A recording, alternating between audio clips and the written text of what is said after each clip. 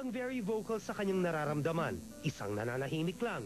Matapos ang pagbubukas ni Lian Paz na kanyang damdamin sa publiko, may naresolba nga ba sa issue ng kanilang breakup ni Marqueras? Medyo mainit si Lian, like 24, Showbiz Central, Star Talk. Ako na yung nagbibigay. Hindi dahil gusto kong kunin yung sympathy ng tao. Dahil, para na lang din, kung ano man yung marinig or mapanood ng TV sa kanya. At least, wala silang side. Or wala na hindi na ako magbibitaw ng salita towards third. Ayoko na silang pag-usapan kasi masyado ng private eh. Kung may alam ako kung ano yung totoo, may alam din niya rin kung ano yung totoo, which is ayoko nang i-open. Third party nga ba ang naging ugat ng problema? Polo Ravales at Lian, meron nga bang naging ugnayan sa panahong sina Mark at Lian pa? Parang imposible. And yun nga, kaibigan ko si Mark eh. Parang ano yun, di ba?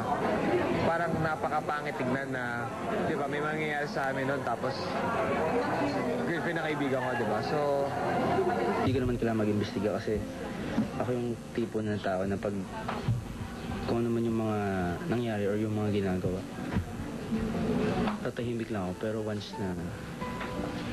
na pumutok, pati ako puputok. Aminado si Mark na may naging pagkukulang din siya sa dating nobya. Kahit ako, may pagkukulang din naman ako. Pero pina-point out ko nga na main reason kung bakit naging magulo to or ba't kami naging ganito yung kinalabasan is yung time. Sabi ni Lian, parang mababaw naman daw nung reason ko na time lang. Pero for me, importante yun.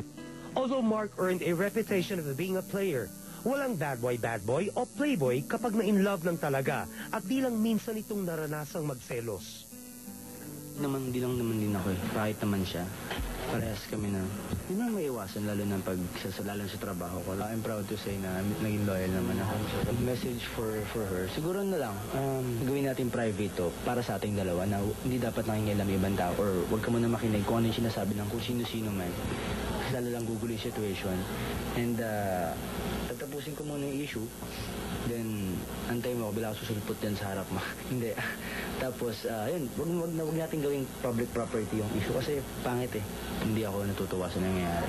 Wala akong pinagsisisihan. Kasi yung nangyari, yung dumaang 10 months na yun is, I'm proud to say na I'm happy. Lian Paz, sasagot live ngayong hapon sa Star Talk. Finally, nandito na siya live, Lian Paz. Okay, mga kaibigan, hindi nyo na itatanong, ako po ang Mark nung araw at ang katabi ko rito ang Lian. Sabihin mo, sino kamukha ko nung bata ko? Mark Lester. Sino kamukha ni Lorin nung bata siya? Si Bella Di Mayuga.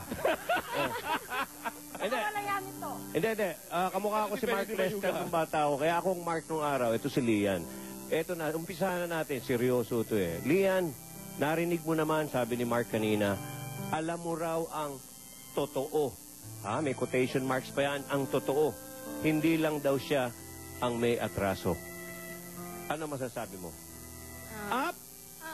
Alam mo na, bago mo sagutin yan, ibibiti namin kayo mga chismoso. Magbabalik po ang Star Talk. Yan. Okay. Lian, halika rito. Ano, Mark?